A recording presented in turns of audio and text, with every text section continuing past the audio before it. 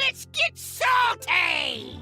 Everyone, Zeddy here again today with a brand new video, and before we get into the topic of today's video, just envision yourself right now. It's 2024, you're a Hearthstone player, you've been around since day one, you're going gray like me, and you think about, historically, what kind of classes right now would dominate with a swarm-based aggro deck in both standard wild, smorking your opponent, dealing damage? What about another class? What class would be dominant at discovering cards, getting value, and maybe even healing up with minions or some kind of spell generator? Oh yeah, obviously we're talking about for aggro, Priest, with the Zarimi Priest and Shadow Priest dominating the meta in Standard and Wild, and Hunter discovering endless amounts of cards and possibly healing up with a Grifta and its healing token.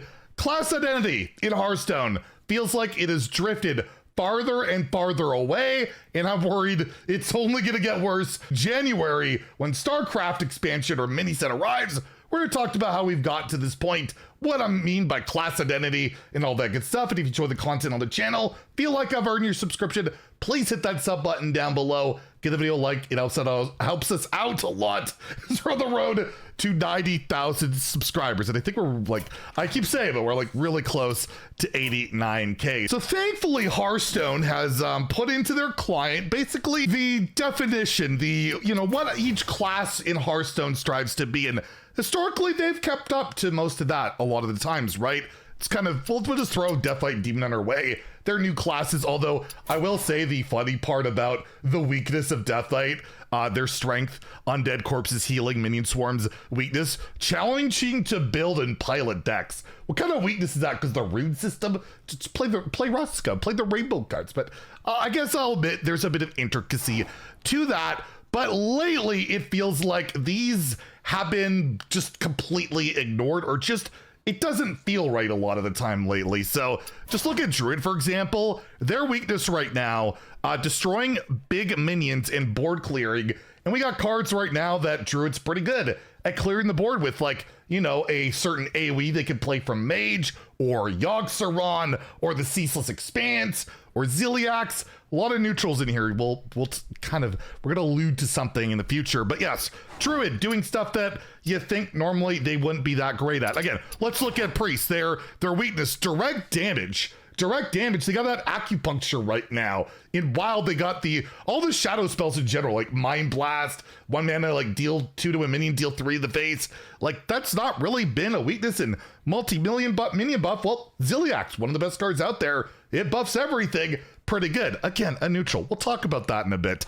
And then you look at Hunter, right? Their weakness should be healing, which Grifta can allow any class basically to heal up a ton, or you could put a healing Ziliax. Board clearing, which I will say pretty much is in existence, although you got a mixologist that can kind of help your woes out there, or comeback mechanics, which again, with the insane mana cheat and the taunts and all that, Hunter's pretty good at that, or a Hollow Hound to heal up completely too full is pretty good, right? Again, one of their weaknesses not really being there. And honestly, if you look at their strengths, secrets aren't very good right now. Beasts are okay. Direct damage really hasn't been there very much lately. Death rattles, not so much. So you can see lately things have like deviated. Let's take another class, for example. This one always cracks me up when I look at Paladin. So its weaknesses, well, its strengths, Divine Shield, minion swarms, buffs and debuffs. Yeah, I'd say with Librams and everything going on, it sticks to that. But the funniest thing, direct damage in Wild.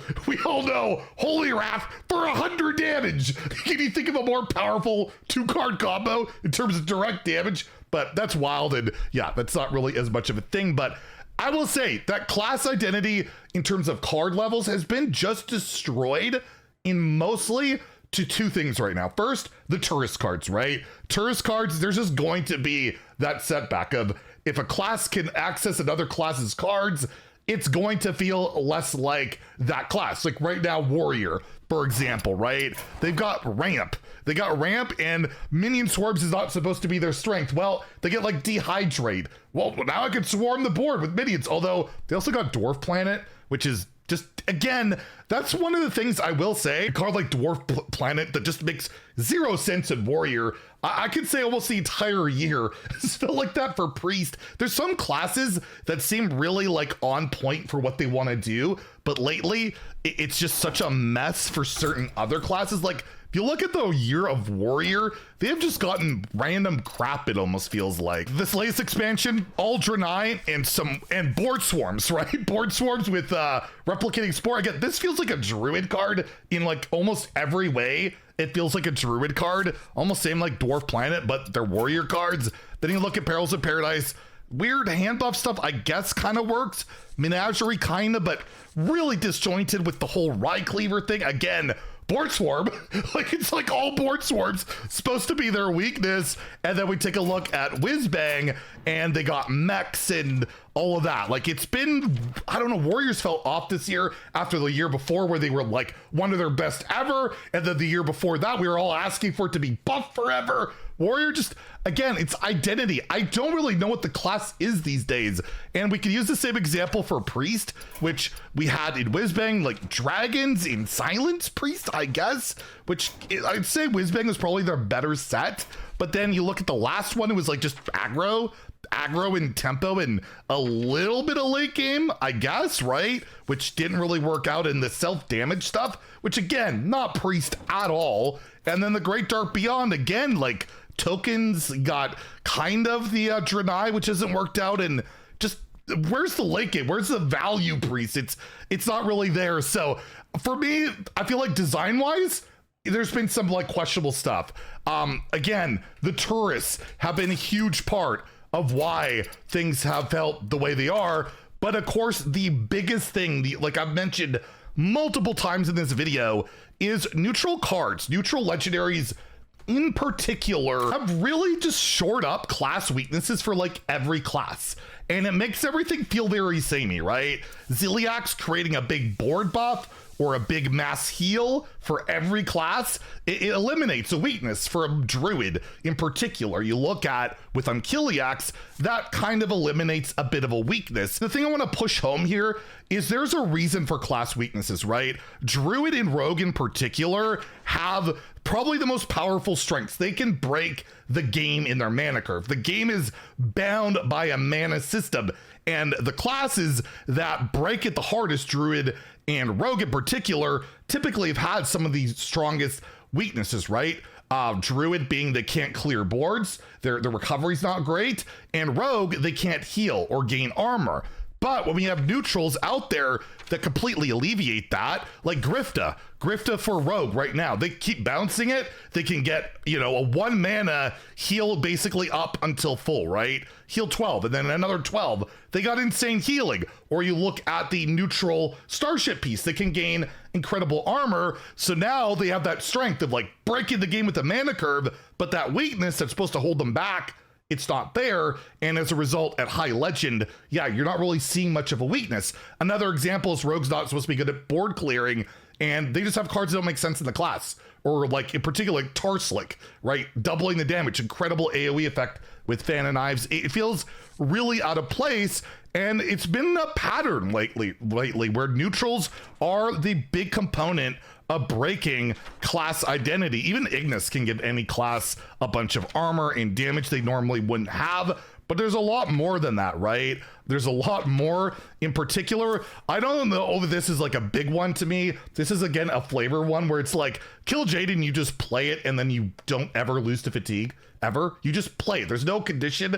That's another, again, video for another day. But again, it can make any class just an endless demon class, which just feels weird. Like, it feels like this should be a warlock card or something, like thematically, flavor-wise. It's just kind of odd. But Marin was another one of those cards that gave every class access to great draw, minion generation, mana cheat, and yeah, it went into like half a decks and every class played it. Again, kind of shoring up weaknesses that classes are supposed to have that just aren't present. And again, examples of that being like Yogg, right? Yogg giving every class effectively a board clear, a mind control, or, Reno being another neutral board clear, win condition.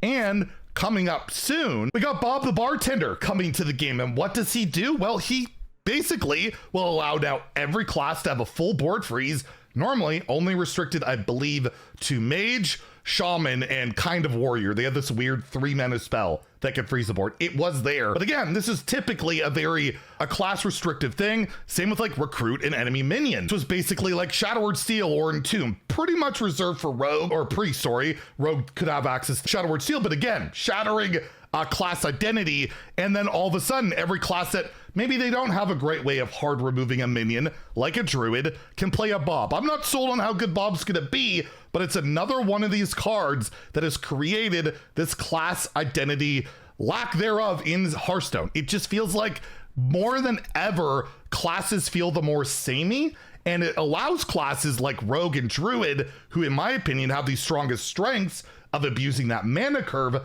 to really thrive. And that's not even to go into the whole portrait thing, which I might or may not have in my thumbnail, where, hey, Shaman's a Ragnaros, Warrior's a Ragnaros, and we're apparently gonna have Demon Hunter be Ragnaros, Warlock be Ragnaros.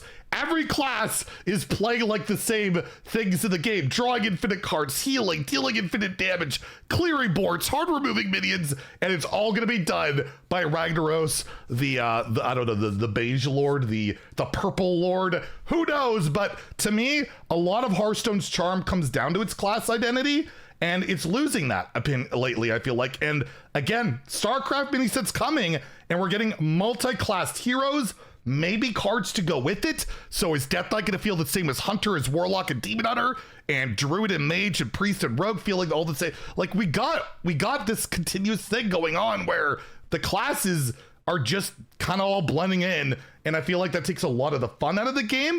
It kind of breaks the design of the game, and I feel like a bit more care or attention should probably be paid to, should Hunter be this infinite discover class?